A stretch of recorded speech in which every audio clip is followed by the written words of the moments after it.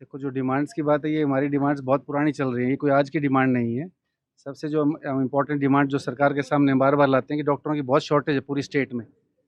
उनको हम बार-बार बता भी चुके हैं कि कई ज़िलों में तो इतनी बुरी स्थिति है कि जितने डॉक्टर्स की सैंक्शन पोस्ट है, उसके तीसरे हिस्से की भी नहीं भरी हुई है पोस्ट। तो वहाँ जो पब्लिक भी परेशान हो रही है, डॉक्टर्स भी परेशान हो रहे हैं, डॉक्टर्स भी ओवरबर्डन्ड हैं।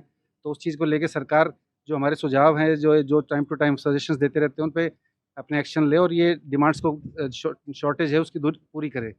दूसरी जो हमारी डिमांड है कि जो हमारे डॉक्टर्स को डायरेक्ट एसएमओ की भर्ती के लिए हमने बार-बार सरकार को बोला है, डायरेक्ट एसएमओ की भर्ती पे रोक लगाई जाए और इसका रूल्स अमेंड किए जाएँ। सरकार मान लेती है कि ठीक है, हम भर्ती नहीं करेंगे, लेकिन रूल्स अमेंडमेंट के प्रति सरकार गंभीर नहीं है। जब ये रूल्स अमेंड होंगे तभी जाके इसका परमानेंट सॉल्यूशन होगा। और जो ये डायरेक्ट स्पेशलिस्ट कैडर की बात है, सीएम साहब 2 साल पहले अनाउंस कर चुके हैं विधानसभा में कि हम स्पेशलिस्ट कैडर बनाएँगे, स्पेशलिस्ट की शॉर्टेज है, लेकिन उसके ऊपर भी कोई अभी तक कार्रवाई नहीं हो रही है। तो ये जो हेल्थ इतना इम्पोर्टेंट इश्यू है, हम बार-बार सरकार से यही ये रिक्वेस्ट करते हैं, इसको सरकार गंभीरता से ले और जो डॉक्टर्स और जो जो पब्लिक है, इसकी स्थिति को देखते हुए ये स्वास्थ्य से जुड़ा लोगों का मामला है। इसमें गरीब आदमी की स्वास्थ्य से जुड़ा मामला है, तो सरकार जब इसको गंभीरता से लेगी, तभी ये समस्याएँ दूर हो पाएँगी और डॉक्टर्स भी कंफर्टेबल एनवायरनमेंट में काम कर पाएँगे।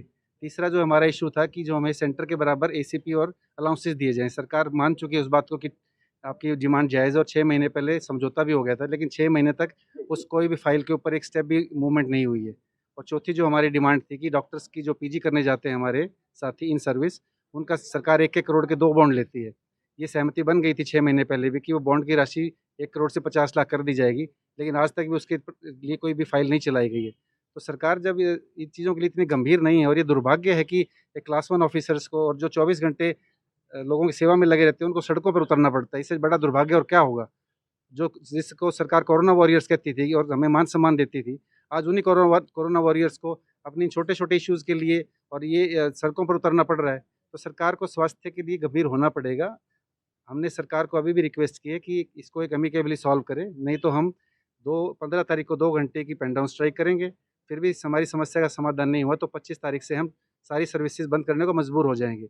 और अगर किसी को कोई असुविधा होती है, पब्लिक को कोई अनटोवर्ड इंसिडेंट होता है, तो इसमें उसकी पूर्णतः ज़िम्मेवारी सरकार की रहेगी। तो डीजी हेल्थ से बातचीत की है, अपनी माँगों को रखा है, क्या कुछ आश्वासन मिला है? डीजी हेल्थ तो हमें 6 महीने पहले भी आश्वासन दे चुके थे, तभी जाके हमने उनकी बात रखते हुए हमारे आंदोलन को स्थगित कर दिया था। लेकिन 6 महीने बाद भी सारी स्थिति ज्यों की त्यों है, इसलिए डॉक्टर्स में बहुत ज़्यादा रोष है कि या तो सरकार इसको गंभीरता से और एक टाइम बाउंड मैनर में करे, नहीं तो इस बार जो डॉक्टर्स हैं आर-पार के मूड में हैं।